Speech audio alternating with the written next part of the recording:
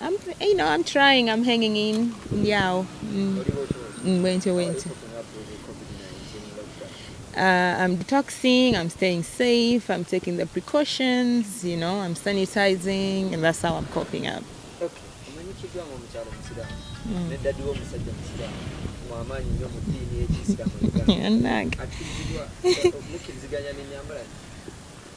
Enyambala according wendaga. Daddy sambala went. You won't believe it's me. Nyambala ngagende wa hajera. Yeah.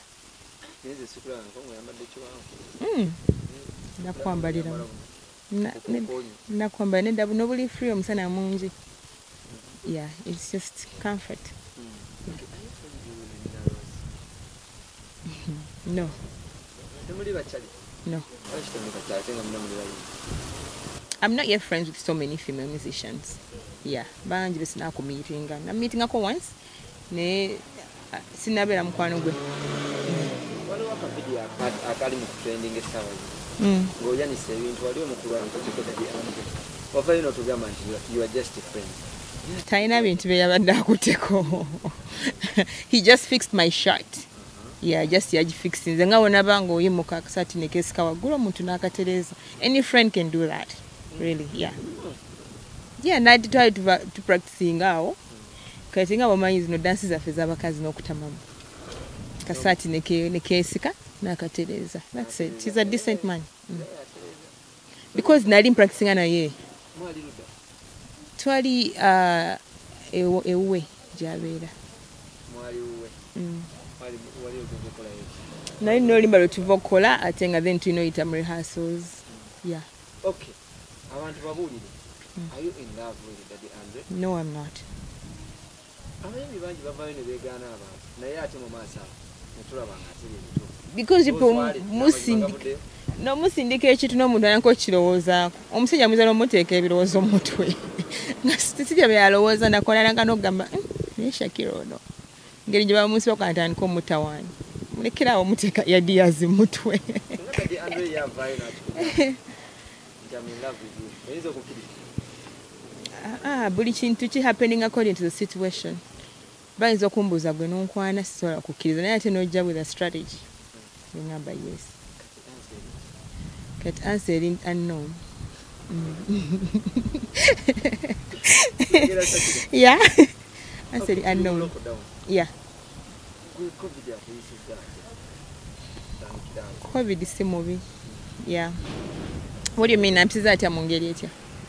Mu ngeri etya? Mu kutambula, yeah, atunyize because I can't just get up and go see my friends, yes, you know.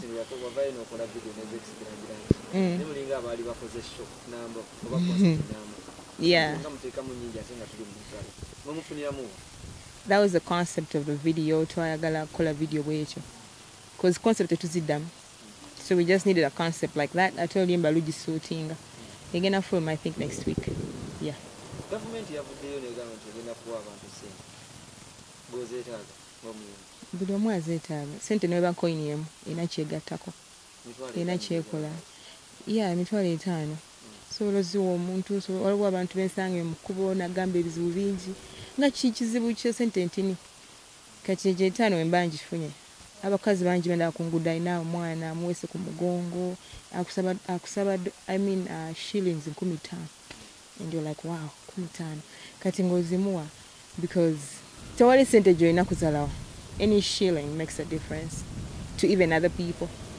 Okay, government yavaira still nekwata sente nezaba promoter. Abayimbi nebeera bida. Nyanyabo. Tewakimanyako? Tewakimanyako sente za promoter? Oh, nalaba nga abantu babyogerako, but I didn't really pay so much attention. Yeah.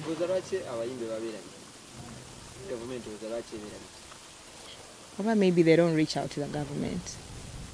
Yeah, one of them should go president mwenyewe. Yeah.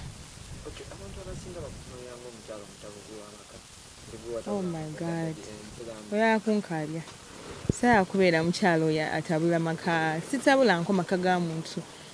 Andre is my friend. He is my friend. Ate ebyamakaga really sigenda kubyogerako because as friends we talk about things and we advise each other as friends. And no, I'm not that person. Sienze. So I dating amusajja mufumbo pozi ngambadde simanyi nti mufumbo. Siri mufumbo, but I'm in a relationship. Yeah.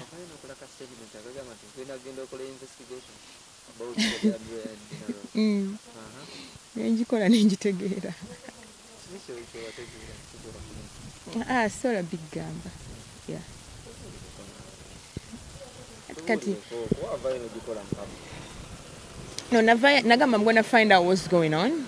Kubanga mwagamba nze mbakyankalanya. So nembuuza Andrew nagamba nedda siyegwe. Siyegwe tukyankalanya. Yeah. How close are you with Daddyandre? We are close as friends. We talk about things. Music mostly. Ne music ate msobola kwekubira simu nemwogera ku music. Mubaamu ebirala kati okola ki oli otya. Yeah. Kati ne media engeri gye tuvugamu twebuuzaako. Sinti kumwagalako kino. He's a very good person. I wish the people knew. I wish people knew because muletedde abantu okumulaba ng'omuntu omubi. But he's a very good guy. He's a very caring man. Ate muntu ayagala muntu omu at a time. Byomuyita omwenzi, he's not a mwenzi. Si mwenzi. N'ekirala ayagaliza. Yeah? Ayagaliza ye muntu ojjanga omuyimbi, maybe teri akumanyi. Then you just talk to him, chayagala, nenakuwa prices.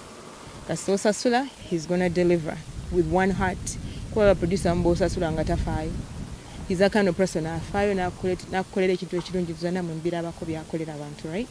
He's a very good person. Like ayagaliza, he wants to see you prosper in your career.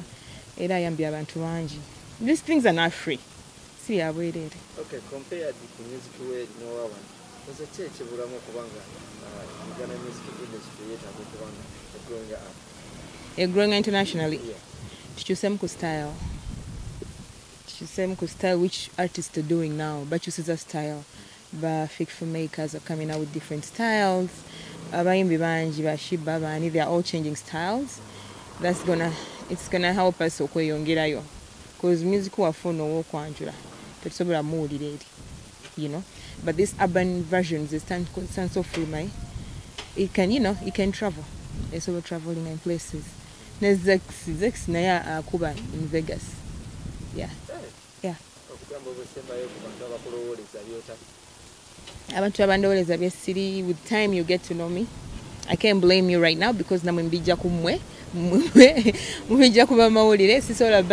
I can't blame you, but with time, you know who I am, and thank you for loving Shakira's music. Tina challenge 1 million shillings. Yeah, win yourself 1 million shillings. Again, I'll call a challenge for you. Or Juweleze on my Instagram and number query. You can go on there and do that challenge and win yourself 1 million shillings. Oh, I'm going to